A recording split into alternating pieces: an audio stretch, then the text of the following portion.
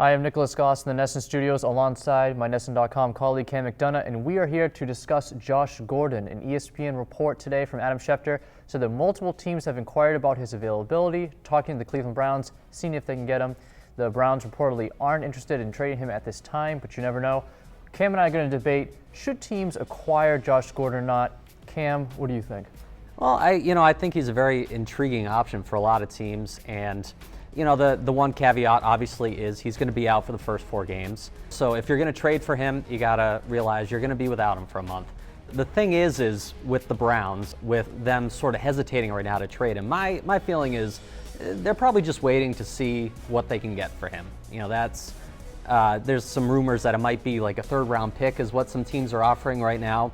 And I think they're just trying to play hardball and see what they can get. But if a team is willing to give up a lot, I think the Browns might be interested in giving him up, since he's sort of been a little bit of a headache for them. And if they do, I think teams should definitely go after him if the price is not too high. Yeah, I just don't see any reason to go after him right now. I think a first, second, or even maybe a 3rd round pick is way too much for me. He was suspended all of last year, and being out, I know Joe Hayden said today that he looks great. What else is he going to say? But if you miss an entire year of football, it's hard to come back and be a really good player after that. And he only played 5 games in 2014. He wasn't that great. We all know he was amazing in 2013, a Pro Bowler. But the year before that, in his rookie season, he was just average. So there's really not a big sample size of excellent play to go on with that.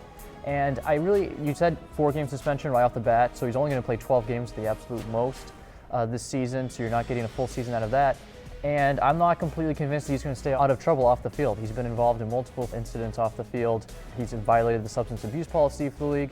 Just too much of a risk involved for me. If I'm going to give up quality draft assets, I'm going after a player who I know can probably play the full season, and I know is going to stay out of trouble off the field. So for me, I just don't see any reason to go after him. The one thing, though, is, you can't just say just with what he's been doing, but it is, there's been so many issues in the NFL with domestic violence and violent acts. And with him, it's been drug-related, which is still a big deal, but it isn't that next step with the domestic violence things. And, just to put the Patriots as an example here, the Patriots are a team that have tried to shy away from a lot of the problem guys ever since the Aaron Hernandez situation.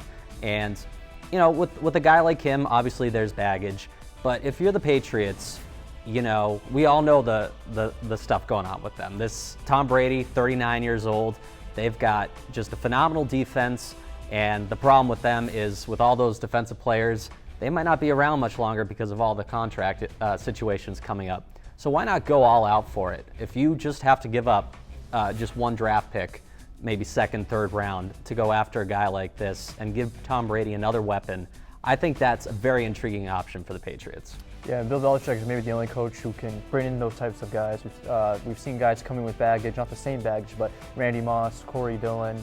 They even brought in Albert Haynesworth. So Belichick does have a history of that in the past, and I do agree that the Patriots should go for it. They're a Super Bowl contender right now, and Brady's not getting any younger. But if I was the GM, I definitely wouldn't do it. So thanks for listening to this debate. Let us know what you think in the comments below.